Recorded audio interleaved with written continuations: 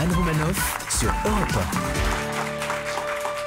Ben H, vous avez eu un calendrier de l'Avent ? Ouais les amis, ça m'ennuie de vous le rappeler chaque semaine, mais je suis, et de très loin, le plus jeune dans cette émission. Oh ça va. Disons-le clairement. T'as quoi, t'as 20 ans de moins que moi, ça va. À peine. Disons-le clairement, quand on me voit sur les photos de l'émission, on a toujours l'impression qu'Arnaud vient enregistrer avec son gosse. Oh, mon petit Et poussin. comme tout gamin, moi j'attends chaque année le Père Noël comme un ouvrier du bâtiment attend son titre de séjour. Je suis tout excité. J'attends cette magie avec l'impatience de mes yeux d'enfant. Parce qu'avec un regard d'enfant, un barbu qui dépose un paquet pendant la nuit, c'est magique. Avec un regard d'adulte, un barbu qui dépose un paquet pendant la nuit, là c'est dangereux.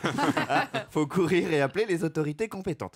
Et cette année, j'ai poussé la magie jusqu'au calendrier de l'Avent, mais pas n'importe lequel. Un calendrier de l'Avent magique. Par exemple, le 1er décembre, j'avais non pas un œuf au chocolat, mais une Léa Landau en chocolat. C'est comme un œuf, mais un œuf de 50 kilos.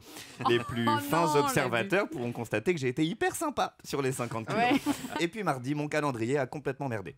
J'ouvre ma petite case journalière et je tombe sur la mort de Jean d'Ormesson. Mais c'est pas la magie de Noël, ça, c'est nul. On peut pas concevoir un repas de Noël avec la dinde, la bûche et plus de Jean d'Ormesson. Non, oui, la dinde et la bûche, non pas que mon Noël soit hyper traditionnel, mais je le passe chaque année avec Léa et Jérémy.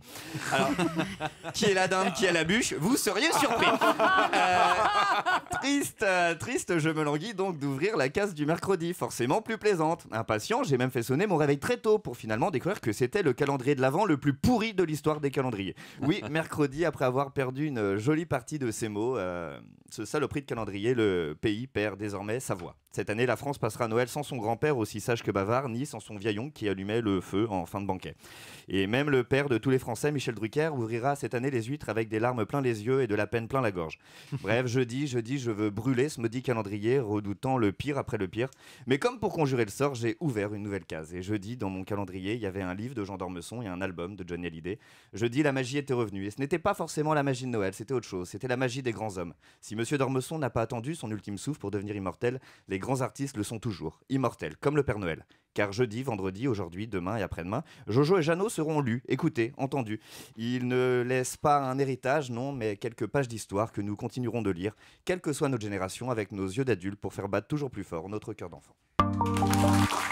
Europe